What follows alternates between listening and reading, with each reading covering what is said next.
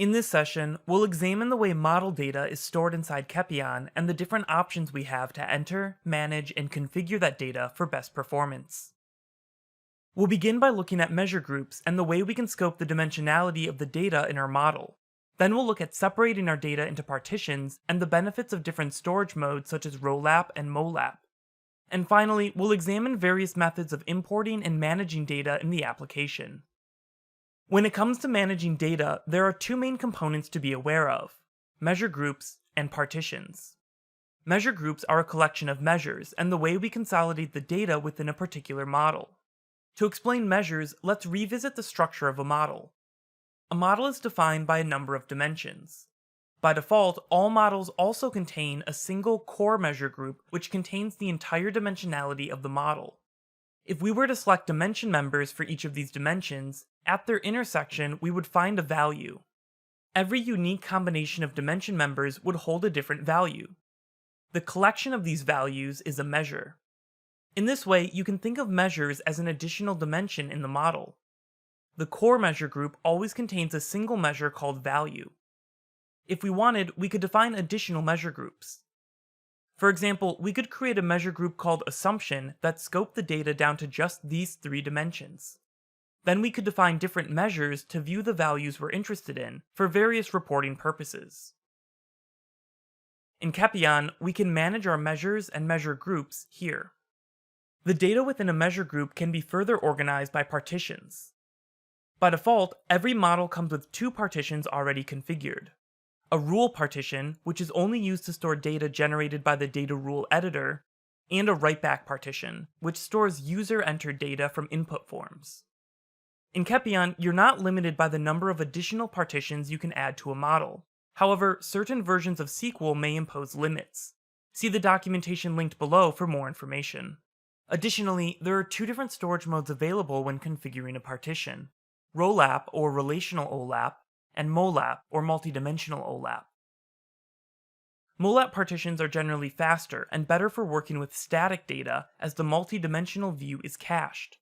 However, if the underlying data is changed, the cache needs to be refreshed before the changes are reflected in the model.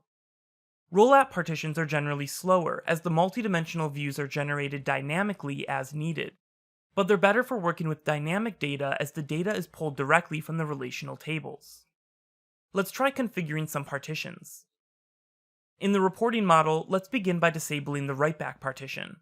Since we're not going to input data directly into the P&L report, we don't need a writeback partition in this model. Instead, let's add a new partition. We'll call it actual. As actuals tend to be static records, let's change the storage mode to MOLAP to improve performance. Then let's create a second partition to hold all the calculations that will populate the report. We can call this one calculated. And we'll set the storage mode to ROLAP as the calculated results may change more frequently. Now that our partitions are configured, let's take a look at the various methods we have for getting data into our application. We can post data directly from the form editor, enter data through a form in a dashboard app, import data in bulk from CSV files, write SQL queries to insert directly into the fact tables, or create SSIS packages to bring in data from other systems. In the database, all fact tables are named f_the model name followed by the measure group and then the partition.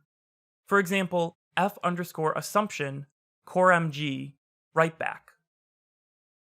Let's examine the writeback partition of our assumption model. Here are all the records we created in the previous session. We can filter the data or delete it.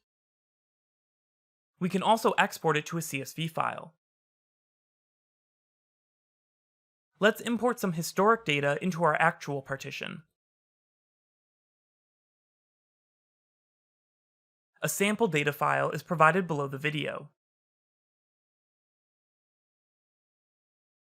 In this view, we can investigate any warnings or errors we may have. Now we have all the data we need for our application. In this session, we talked about measure groups and the way we can scope the dimensionality of data in our model. Then we looked at separating our data into partitions and the benefits of different storage modes, such as ROLAP and MOLAP.